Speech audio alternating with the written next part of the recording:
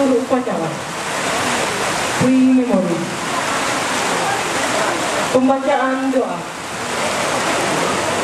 pre-memory, laporan komandan upacara,